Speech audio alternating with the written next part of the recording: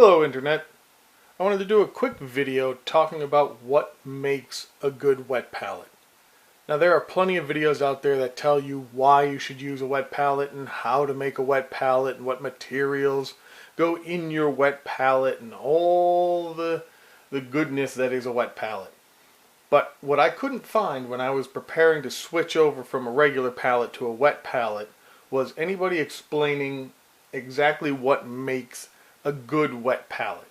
Now, a lot of the tutorials that you'll find on YouTube, and I'll put a link to a couple of them down below, will tell you to use Tupperware or for a single use just to use a dinner plate. And these are all fine options, but I travel a lot when I paint. I go back and forth to my friendly local gaming store, or I go to friends' houses. Plus, I have a fairly small painting area, so I need something that was compact and watertight and would travel well.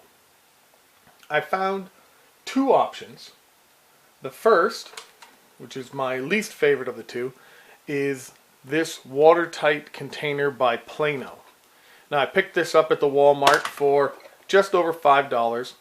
It's got a nice rubber gasket, closes and seals tightly, doesn't have a very large footprint, but it is a little deep for my likings, and it makes it hard to pack. I don't know if you can see my drawers back here. They're fairly shallow. So what I found while looking around was this number. Now this is pretty much the same as the other one. It's another watertight container, but this one is for a smartphone. It has a much smaller profile, takes up a lot less space, it's a lot thinner, still has a nice rubber gasket, and still has some good latches, so it seals well and keeps everything in. Now that way I can keep a wet sponge in here even if I do have to take out my parchment for traveling, because the paint does tend to run if you tip this up. As you can see, it's significantly smaller than the first option.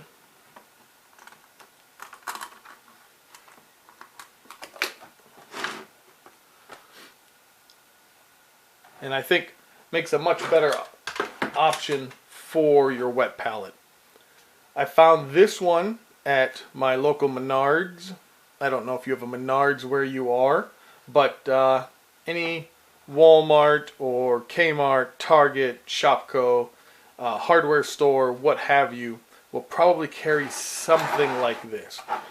Again, it ran me about $6, which is substantially cheaper than the professional wet palette option, which are about the size of my painting tray here and cost upwards of $25. So if you have a little bit of space and you need portability and you need to be sure that your paints are going to remain sealed and you're on a budget, go find yourself a smartphone weatherproof case.